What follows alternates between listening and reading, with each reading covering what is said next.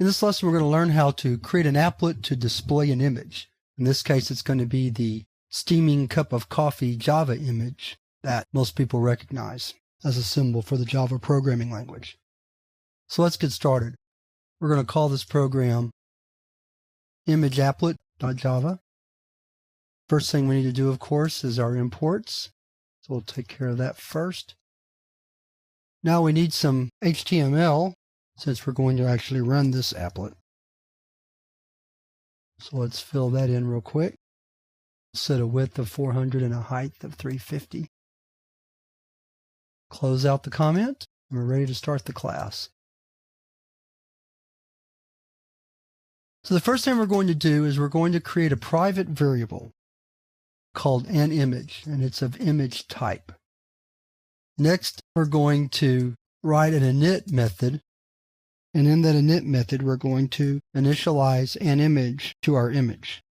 And to do that, we're going to use a method called getImage that's found following this path that I'm typing in right now. And I've put the image in my working directory just to make things simple. Of course, if you have it somewhere else, you'll write out the complete path right here.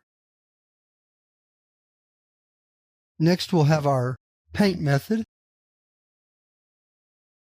And all it's going to do is draw the image onto our applet. 50 and 25 will position the height and width of the image.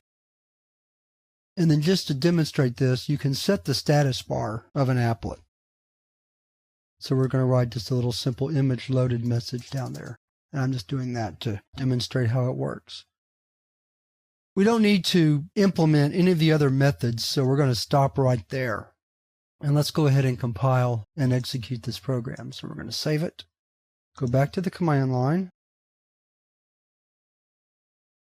I'm always tempted to type Java image applet, but of course we're doing this through the applet viewer. So we type out the full name. Let me bring that into view. There's our Java image. There's my image loaded message in the status bar. And that's all there is to it. So to go back and look at the code one more time, it's very simple. We have our import statements, our HTML, declare our image object, initialize it in the init method, and then paint allows us to draw the image in the applet. And of course, show status allows us to change the status bar message. So that's how you display an image in an applet. And at this point, we're ready to move on to the exercise for this short chapter where we're going to take a program we've written before using swing, our Celsius to Fahrenheit and Fahrenheit to Celsius converter, and turn that into an applet. And we'll see how to do that in this next exercise.